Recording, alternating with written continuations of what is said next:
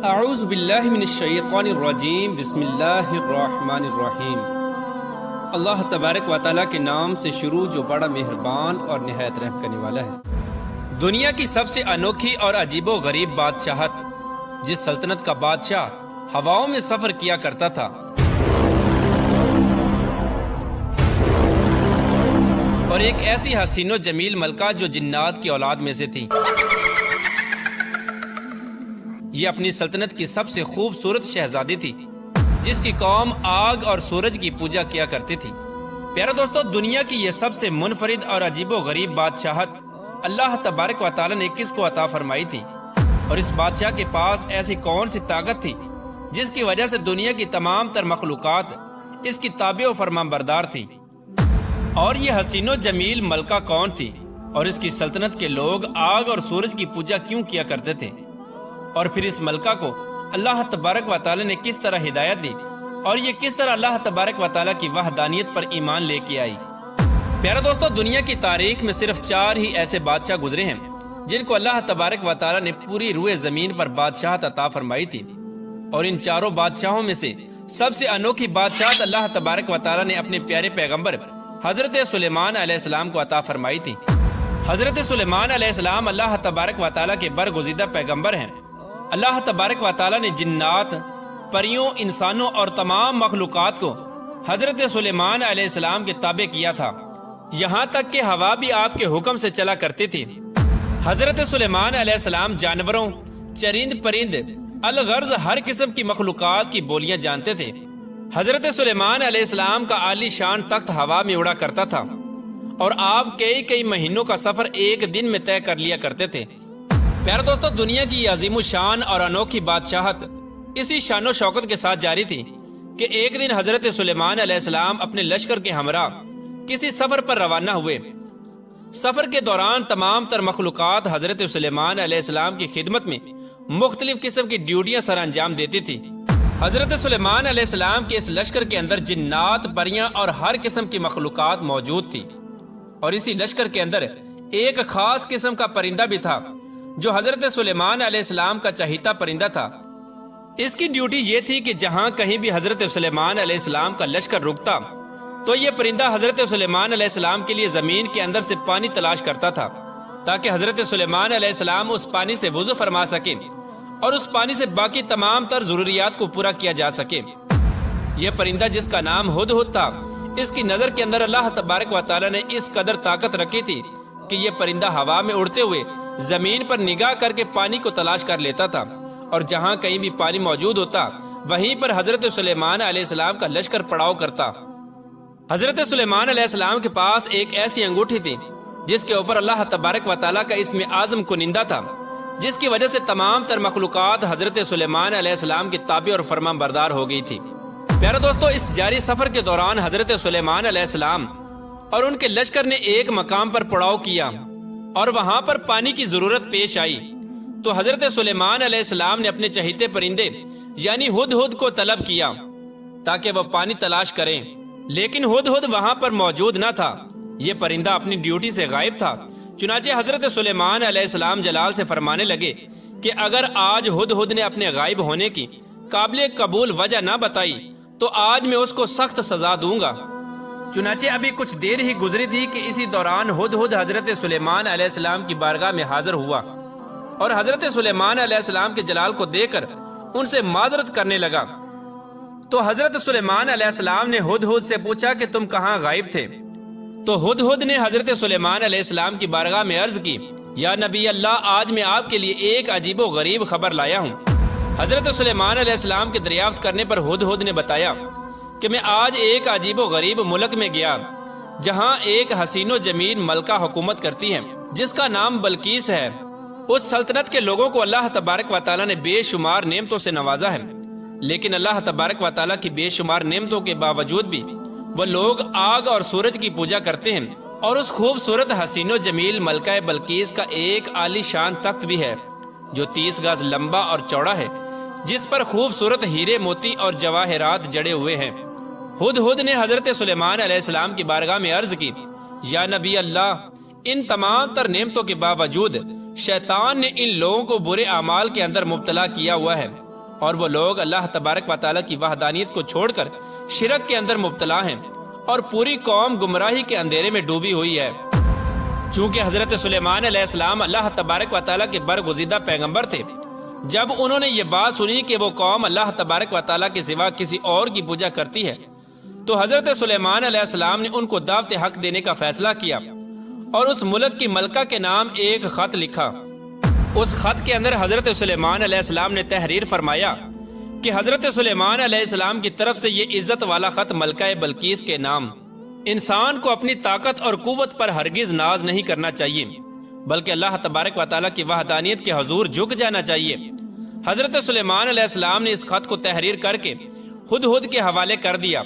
اور ہدہد کو یہ حکم دیا کہ یہ خط ملکہ بلقیس تک پہنچا دے۔ چنانچہ حضرت سلیمان علیہ السلام کا حکم پاتے ہی حضرت سلیمان علیہ السلام کا وہ خط لے کر ہدہد اڑتے ہوئے ملکہ بلقیس کے محل میں جا پہنچا۔ ملکہ بلقیس اس وقت اپنے عالی شان محل کے اندر آرام فرما رہی تھی۔ ہدہد روشن دان کے رستے سے ملکہ بلقیس کے محل میں داخل ہوا اور حضرت سلیمان علیہ السلام کا وہ خط ملکہ بلقیس کے سینے پر رکھ کر واپس نکل آیا۔ چنانچہ ملکہ بلقیس کی جب آنکھ کھلی تو وہ یہ خط دے کر پریشان ہو گئیں۔ جب انہوں نے خط پڑھا تو اپنے حواریوں سے حضرت سلیمان علیہ السلام کے بارے میں دریافت کرنے لگی کہ یہ کون سا بادشاہ ہے اور کہاں کا رہنے والا ہے۔ چنانچہ درباریوں نے ملکہ بلقیس کو بتایا کہ حضرت سلیمان علیہ السلام بہت ہی طاقتور اور جلیل القدر بادشاہ ہیں، جو خود کو اللہ تبارک و تعالیٰ کا پیغمبر کہتے ہیں اور لوگوں کو دین حق کی طرف بلاتے ہیں۔ یہ سننے کے بعد اس خط کے متعلق ملکہ بلقیس نے اپنے درباریوں سے مشورہ طلب کیا کہ آخر کار اس خط کا کیا جواب دینا چاہیے۔ چنانچہ درباریوں نے ملکہ بلقیس کو یہ مشورہ دیا کہ ہمیں حضرت سلیمان علیہ السلام سے کسی قسم کا کوئی خوف نہیں کھانا چاہیے، کیونکہ ہمارے پاس بے حساب جنگی ساز و سامان ہے۔ اگر انہوں نے ہمارے ملک پر حملہ کیا تو ہم بھی ڈٹ کر مقابلہ کریں گے۔ اس کے باوجود جو آپ مناسب سمجھیں وہ فیصلہ آپ خود کر لیں۔ اس طرح ملکہ بلقیس نے درباریوں کی تجاویز سن کر کہا کہ بے شک ہم طاقتور قوم ہیں، لیکن کسی معاملے کا یہ حل نہیں کہ فوراً جنگ کے لیے تیار ہو جانا چاہیے۔ چنانچہ اس کے بعد ملکہ سبا نے اپنے درباریوں کے ہاتھوں حضرت سلیمان علیہ السلام کی طرف بیش قیمت تحفے بھیجے، اور ان بیش قیمتی تحفوں کا حقیقی مقصد یہ تھا تاکہ حضرت سلیمان علیہ السلام کی نبوت کا حقیقی طور پر اندازہ لگایا جا سکے کہ وہ واقعی اللہ تبارک و تعالیٰ کے ایک سچے نبی ہیں یا محض ایک بادشاہ ہیں۔ اگر تو وہ اللہ تبارک و تعالیٰ کے سچے نبی ہوئے تو وہ ان تحفوں کو قبول نہیں کریں گے، کیونکہ اللہ تبارک و تعالیٰ کا نبی ان چیزوں سے بے نیاز ہوتا ہے، اور اگر وہ ایک محض بادشاہ ہوا تو وہ ان تحفوں کو قبول کر لے گا۔ چنانچہ اس طرح ملکہ سبا کا حکم پا کر چند درباری بیش قیمت تحائف کے ساتھ حضرت سلیمان علیہ السلام کی بارگاہ میں حاضر ہوئے، اور حضرت سلیمان علیہ السلام کی بارگاہ میں وہ تحفے پیش کیے تو حضرت سلیمان علیہ السلام نے ان تحفوں کو قبول کرنے سے انکار کر دیا، اور حضرت سلیمان علیہ السلام نے ارشاد فرمایا کہ تم لوگ جن تحفوں کے ذریعے مجھے بہلانے کے لیے آئے ہو، ان سے بھی زیادہ نعمتیں اللہ تبارک و تعالیٰ نے مجھے عطا کر رکھی ہیں، اور ان تحائف سے کہیں زیادہ اللہ تبارک و تعالیٰ نے مجھے مال و دولت عطا فرمایا ہے۔ میرے نزدیک دنیا کے مال و دولت کی کوئی حیثیت نہیں، اور مال و دولت کو جمع کرنا میرا مقصد نہیں، بلکہ میرا مقصد اللہ تبارک و تعالیٰ کے کلمہ حق کو بلند کرنا ہے، اور میری یہ خواہش ہے کہ تمام لوگ اللہ تبارک و تعالیٰ کے احکامات کی پیروی کریں اور اللہ تبارک و تعالیٰ کی وحدانیت کو قبول کر کے اللہ تبارک و تعالیٰ کی عبادت کریں۔ اس طرح حضرت سلیمان علیہ السلام نے ان درباریوں سے کہا کہ ملکہ بلقیس سے جا کر کہیں کہ اللہ تبارک و تعالیٰ کی وحدانیت پر ایمان لے آئے اور میرے دربار میں حاضر ہو جائے۔ اگر ان لوگوں نے ایسا نہ کیا تو میں ضرور ان لوگوں کے ساتھ جنگ کروں گا۔ حضرت سلیمان علیہ السلام کا یہ جواب سن کر وہ درباری واپس لوٹ گئے اور جا کر ملکہ بلقیس سے حضرت سلیمان علیہ السلام کی شان و شوکت کے بارے میں بتایا۔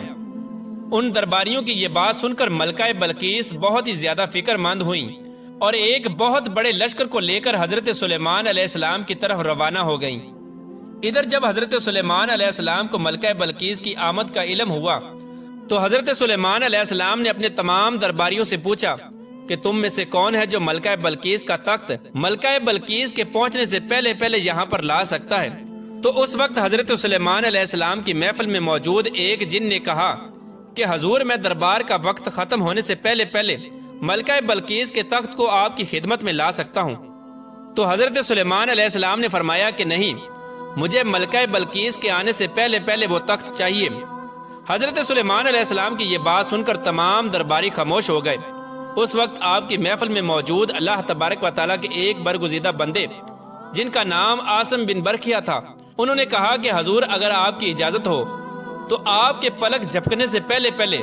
میں وہ تخت آپ کی خدمت میں حاضر کر سکتا ہوں۔ چنانچہ حضرت سلیمان علیہ السلام کے پلک جھپکنے سے پہلے پہلے اللہ تبارک و تعالیٰ کے اس برگزیدہ ولی نے اس تخت کو حضرت سلیمان علیہ السلام کی بارگاہ میں پیش کر دیا۔ جب وہ تخت حضرت سلیمان علیہ السلام کی بارگاہ میں حاضر ہوا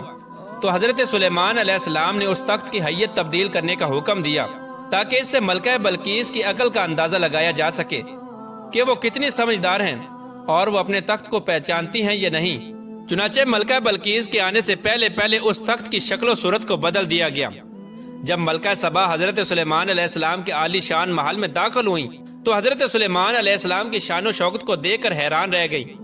حضرت سلیمان علیہ السلام نے ملکہ بلقیس کا خیر مقدم کیا۔ ملکہ بلقیس حضرت سلیمان علیہ السلام کے حسن اخلاق سے بے حد متاثر ہوئیں۔ ملکہ بلقیس کے سامنے جب وہ تخت پیش کیا گیا تو ملکہ بلقیس نے اپنے تخت کو فوراً پہچان لیا اور حضرت سلیمان علیہ السلام سے کہنے لگی یہ تو میرا تخت ہے، اور اس عجیب و غریب منظر کو دیکھ کر سوچنے لگی کہ جو شخص اتنی دور سے اس تخت کو یہاں لانے پر قادر ہے بے شک وہ اللہ تبارک و تعالیٰ کا سچا نبی ہی ہو سکتا ہے۔ حضرت سلیمان علیہ السلام کے اس عظیم الشان معجزے کو دیکھ کر اور حضرت سلیمان علیہ السلام کے حسن اخلاق سے متاثر ہو کر ملکہ بلقیس اللہ تبارک و تعالیٰ کی وحدانیت پر ایمان لے آئیں، اور اس طرح اللہ تبارک و تعالیٰ نے اس خوبصورت شہزادی کو ایمان کی دولت نصیب فرمائی۔ پیارے دوستو، بعض روایات میں آتا ہے کہ ملکہ بلقیس کے ماں باپ میں سے کوئی ایک جنات میں سے تھا جن میں سے ملکہ بلقیس پیدا ہوئی۔ اسی وجہ سے بعض روایات میں یہ نقل کیا گیا ہے کہ ملکہ بلقیس جنات کی اولاد میں سے تھی۔